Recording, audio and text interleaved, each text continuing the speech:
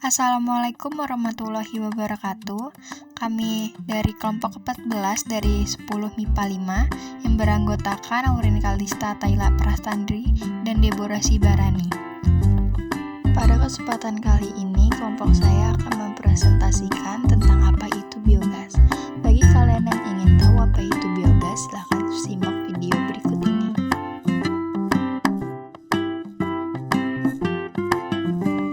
Di sini ada gambar bagaimana proses terjadinya biogas dari kotoran hewan, yaitu sapi, yang akan saya jelaskan tata cara pembuatannya di lembar selanjutnya. Sebelum ke tata cara pembuatan biogas, di sini ada definisi biogas. Apa sih biogas itu? Biogas adalah gas yang dihasilkan dari proses fermentasi bahan-bahan organik oleh bakteri-bakteri anaerob atau bakteri yang hidup dalam kondisi kedap udara. Menurut Setiawan pada tahun 2008 menyatakan bahwa biogas merupakan gas yang timbul jika bahan-bahan organik seperti kotoran hewan, kotoran manusia, atau sampah yang direndam di dalam air dan disimpan di dalam tempat tertutup atau anaerob. Sedangkan menurut Sima Moraset al. pada tahun 2006 menyatakan bahwa proses terjadinya biogas adalah fragmentasi anaerob bahan organik yang dilakukan oleh mikroorganisme sehingga menghasilkan gas yang mudah terbakar atau flammable. Secara kimia, reaksi yang terjadi pada pembuatan biogas cukup panjang dan rumit, meliputi tahap hidrolisis, tahap pengemasan, dan tahap metanogenik. Kemudian yang selanjutnya adalah cara pembuatan biogas dari kotoran hewan. Bahan yang kalian perlukan adalah kotoran sapi, air, starter. Langkah-langkah membuat biogas adalah campurkan kotoran sapi dengan air dengan perbandingan 1:1. Ini bertujuan untuk membuat bentuk menjadi lumpur agar memudahkan memasukkannya ke dalam digester. Selanjutnya, masukkan lumpur ke dalam digester. Pada pengisian pertama, dibutuhkan banyak lumpur kotoran sapi untuk diproses seluruhnya. Tambahkan 1 liter starter dan isi rumen segar untuk 5 karung digester kapasitas 3,5 sampai 5,0 meter persegi.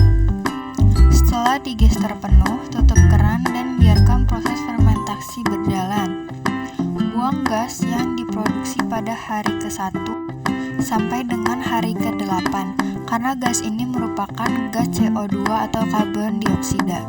Sedangkan pada hari ke-10 sampai hari ke-14 akan mulai terbentuk gas metana dan karbon dioksida mulai berkurang dengan takaran metana 54% dan CO2 atau karbon dioksida 27%. Biogas akan dapat menyala.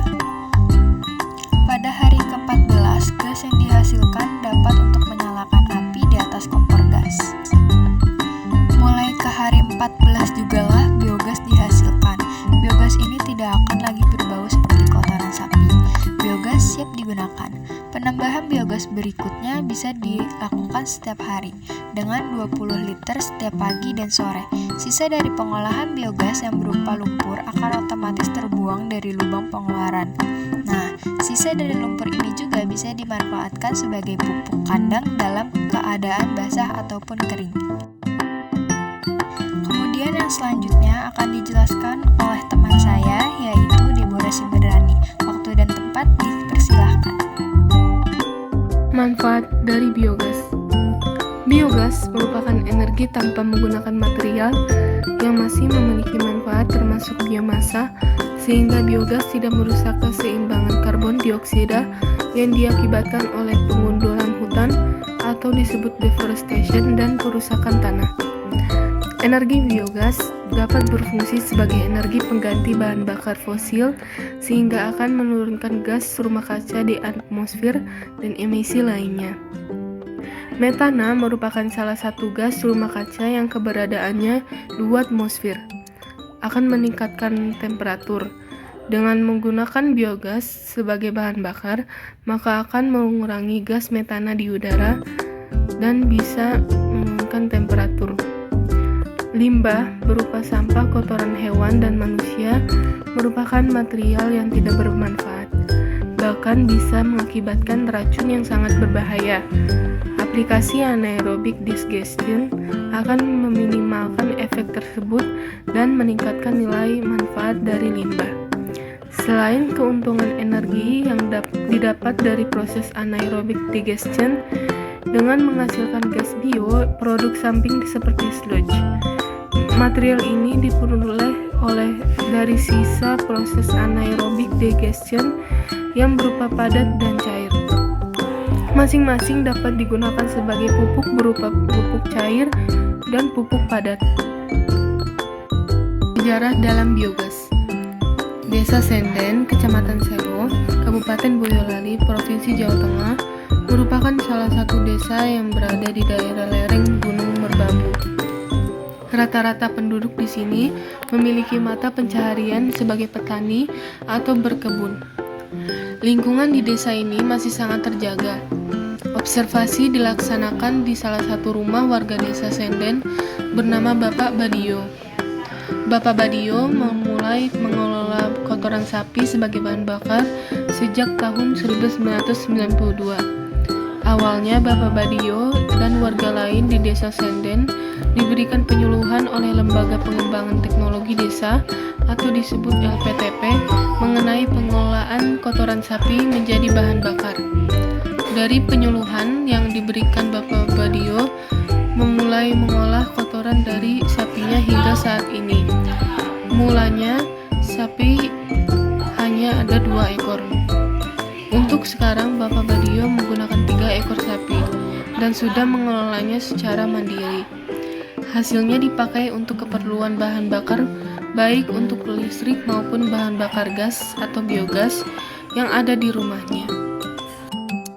Kondisi sumber energi yang semakin menipis memaksa kita untuk segera menemukan solusinya.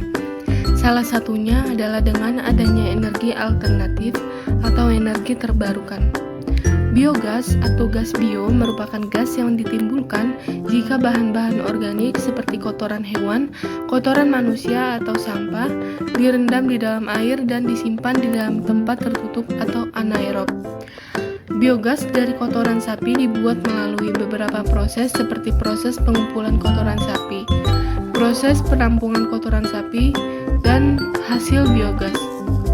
Selain menghasilkan gas yang dapat digunakan sebagai bahan bakar pengganti minyak untuk kompor, limbah kotoran sapi juga diolah sebagai kompos.